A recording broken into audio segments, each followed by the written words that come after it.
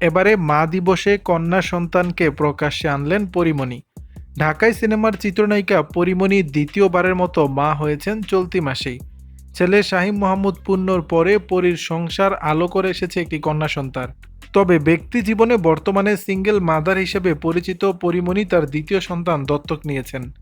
পরী জানিয়েছেন তার কন্যার পৃথিবীতে আগমনের 6 দিন বয়স হয়েছে। গেল 9 মে দ্বিতীয় সন্তান আগমনের খবর জানানোর পরে রোববার 12ই মে বিশ্ব মা দিবসে প্রথমবারের মতো মেয়েকে প্রকাশ্যে আনলেন পরীমণি। নিজের ফেসবুক অ্যাকাউন্টে ছেলে পূর্ণর সঙ্গে মেয়ে প্রিয়মের 11 সেকেন্ডের একটি ভিডিও প্রকাশ করেছেন তিনি। সেই ভিডিওতে দেখা যায় বোন প্রিয়মের গালে চুমু দিচ্ছেন পরীর ছেলে পূর্ণ। ভিডিওটি প্রকাশ করে পরীমণি লিখেছেন, happy mother's day to me. আমার জীবনের একান্ত নিজের দুজন মানুষ, আমার বাচ্চারা, তোমরা আমার চোখ জুড়ে থাকো, আমার বুক জুড়ে থাকো, আমি তোমাদের অনেক ভালোবাসি।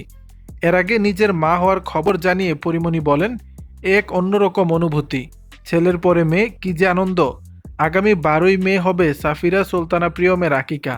মা হিসেবে যতটুকু সুন্দর করা যায় সেভাবেই এটা আমি করব। নায়িকার ভাষায়, আমার মেয়ে এলো ঘরে, যার নাম রাখা হয়েছে সাফিরা সুলতানা প্রিয়ম। এই নামেই বিশ্ব চিনবে ওকে। দর্শক, বিষয়টি নিয়ে আপনাদের মতামত জানাবেন নিচের কমেন্ট বক্সে।